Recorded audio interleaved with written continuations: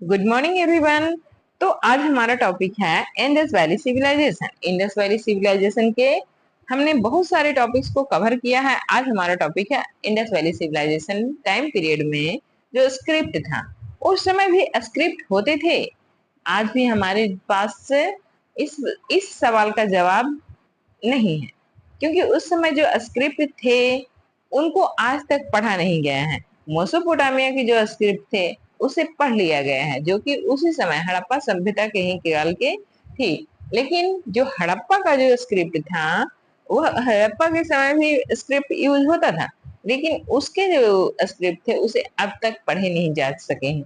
इस कारण आज जो हमारा हड़प्पा सिविलाइजेशन था उसके बारे में जानकारी थोड़ी सी कम मिलती है। हमारी जो संस्कृति हड़प्पा कल्चर था उसके बारे में हमें नॉलेज थोड़ा कम मिलता है, क्योंकि जो उसके स्क्रिप्ट है उसे पढ़े नहीं जा सके हैं।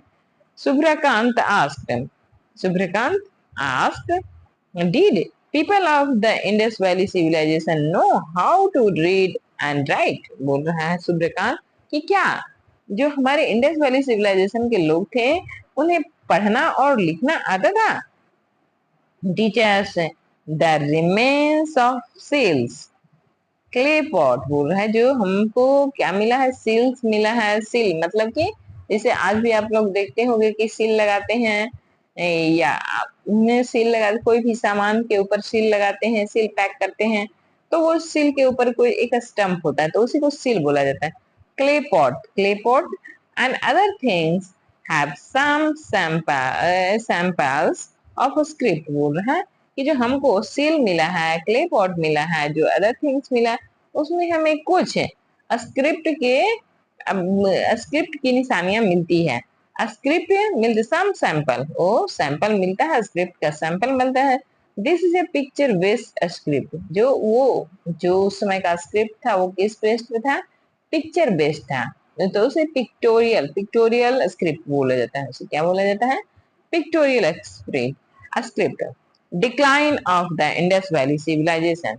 अब पूछ रहे हैं बच्चे की डिक्लाइन कैसे हो गया। जो इंडस वैली सिविलाइजेशन था 2600 बीसी 2600 बीसी से 1900 बीसी तक जो सिविलाइजेशन इतनी अच्छी डेवलप हो रही थी, जब वहां पे कॉपर फर्नेस था, वहां पे पॉट बनाने की जो पॉटर होते थे, वहां पे बहुत सारी फैक्ट्रियां होती थी। तो फिर जो ये एकाएक इसका डिक्लाइन कैसे हो गया? Sonu ask, how did such advanced civilization end? How could the whole city be buried under the earth? बोल रहा है कि ये जो इतनी सिविलाइजेशन थी वो कैसे कैसे उसका एंड हो गया, उसका एंड किस प्रकार हो गया? क्या ये पूरी की पूरी हमें जो इंडस वैली सिविलाइजेशन जब हम उसको किस प्रकार जब एक्सकैवेशन किया गया तो मिट्टियों को हटाया गया, तब अंदर से एक बहुत बड़ा शहर मिला। तो बोला कि ये पूरे शहर के शहर कैसे जमीन के अंदर धस गए, या फिर जमीन धरती के अंदर पूरा शहर का शहर कैसे समाहित हो गया? Raju Raju asked teacher, how did such an advanced civilization end? It is still a mystery.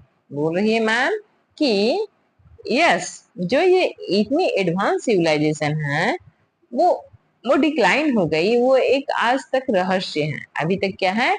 एक रहस्य है कि वो कैसे डिक्लाइन हो गई। But it is believed that there must be reason that city life become big.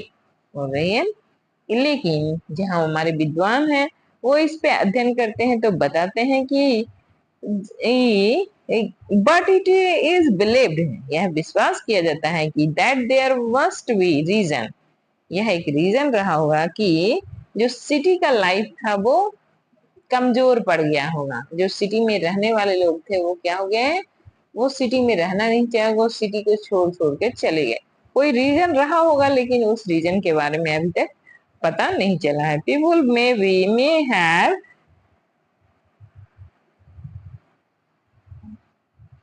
taken to occupation.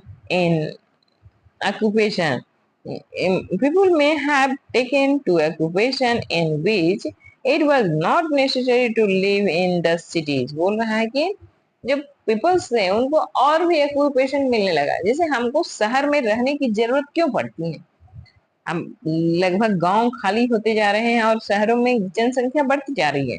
तो इसका रीजन क्या है? इसका रीजन है कि हम शहरों में काम की तलाश में आते हैं। हमको शहरों में काम मिलता है, उसके बाद हमें कुछ सुविधाएं मिलती है, जैसे कि पढ़ने की सुविधाएं, हम्म, पढ़ने की सुविधाएं मिलती है, हॉस्पिटल की सुविधाएं मिलती है, सुरक्षा सुरक्षा की भी सुविधाएं मिलती है। लेकिन जो ग्राम गांव होता है, गांव में क्या होते हैं, स्कूल अच्छे नहीं होते हैं। तो उस समय तो स्कूल थे नहीं, लेकिन उस समय मेन था ऑक्यूपेशन, व्यवसाय। उस समय क्या था? मेन था व्यवसाय। तो जो शहर में रहते थे वो ज्यादातर कृषि नहीं करते थे, कृषि ये भी करते थे, लेकिन ज्यादातर लोग दूसरे दूसरे व्यवसाय करते थे। वो बोल रहा है कि जो शहर में रहते थे, जो व्यवसाय करते थे, ऑक्यूपेशन, वो अगर उन्हें शहर के बाहर भी मिलने लगे, शहर के बाहर उनको व्यवसाय मिलने लगा, तो वो शहरों को छोड़कर वो बाहर में बसने लगे। वो शहरों को छोड़कर क्या करने लगे? बाहर बसने। In which it was not necessary to live in the city. बोल रहा है कि यह नेसेसरी नहीं हुआ कि शहर में रहोगे तभी तुम्हें व्यवसाय मिलेगा, गांव में भी रहोगे तभी व्यवसाय मिलेगा। अगर आज की परिस्थिति में हम देखें, तो अगर गांव में भी अच्छे से स्कूल खुल जाए, अच्छे से हॉस्पिटल्स खुल जाए और बिजली की व्यवस्था हो जाए, तो लगभग बहुत सारे लोग जो शहरों में आकर रहते हैं बच्चों के एजुकेशन के लिए, वो फिर से गांव की ओर स्थानांतरित कर जाएंगे। तो वही अब जो हमारे विद्वान है वो अपने सोच से यह तर्क देते हैं कि ये शायद यह रीजन रहा होगा कि उन्हें यह बाध्यता नहीं रही होगी कि शहर में ही रहने पे आपको ऑक्यूपेशन मिलेगा। आप शहर के बाहर भी जाइएगा तो आपको व्यवसाय मिलेगा, आपको रोजगार मिलेगा। तो अगर उन्हें बाहर रोजगार मिलने लगा तो उन्होंने शहरों को छोड़कर चले गए। In this way, the population of cities must have declined. जिस कारण क्या हुआ, जो पॉपुलेशन है शहर का वो डिक्लाइन कर गया। वो जो सिटी का जो पॉपुलेशन था वो क्या हो गया, घटने लगा।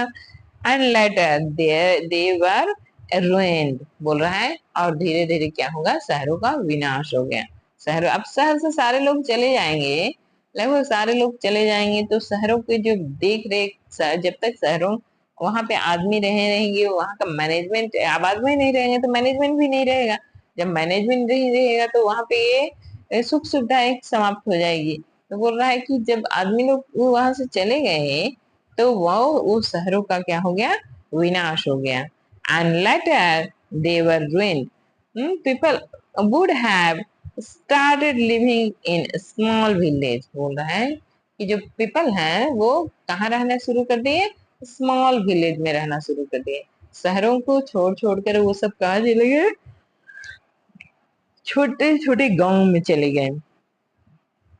Some people are of the opinion that some natural calamity like flood, earthquake, or a change of the course of the Indus might have made the people leave that place and go elsewhere। बोल रहे हैं some people are of the opinion, कुछ विद्वान यह दावा करते हैं, some people are opinion, कुछ विद्वान यह दावा करते हैं that some natural calamity, मतलब जैसे देखते हो कभी कभी तूफान आ जाता है, कहीं कहीं बाढ़ आ जाता है। जैसे अब हम देखते हैं कि अक्सर हमारे उत्तराखंड क्षेत्र में या फिर हिमाचल प्रदेश में क्या आता है, बादल फट जाते हैं।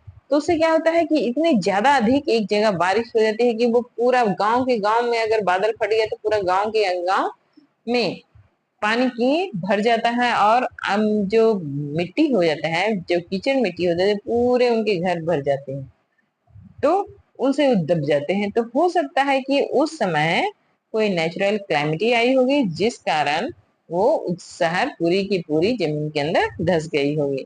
या तो फ्लड आया होगा, या फिर अर्थक्वेक आया होगा, या फिर कुछ और। जैसे कि अभी कुछ तर्क दिया जा रहा था कुछ विद्वानों के द्वारा कि जिस जस्ट लाइक कोरोना, जैसे पिछले साल हमने देखा कुछ सालों को अंतर्गत कि कोरोना के कारण बहुत ही लोगों ने अपनी जान गंवानी पड़ी।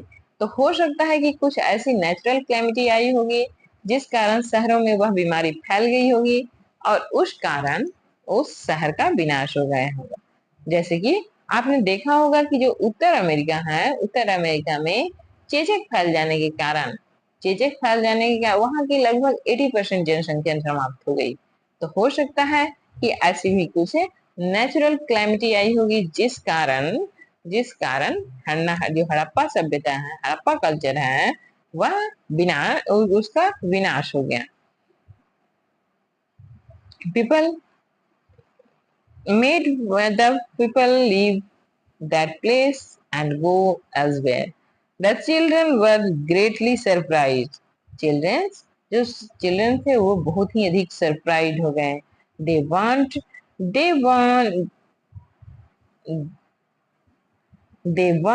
went home discussing the city of the decline of the Indus Valley civilization। बोल रही है कि बच्चे बहुत ही सरप्राइज हो गए कि इतनी अच्छी, इतनी डेवलप कल्चर, इतनी अच्छी डेवलप सिविलाइजेशन कैसे डिक्लाइन हो गई, उसके बारे में अभी तक किसी को स्पष्ट रूप से पता नहीं है और इसके स्क्रिप्ट भी पढ़े जान चुके नहीं है, इसके स्क्रिप्ट भी पढ़े नहीं गए हैं।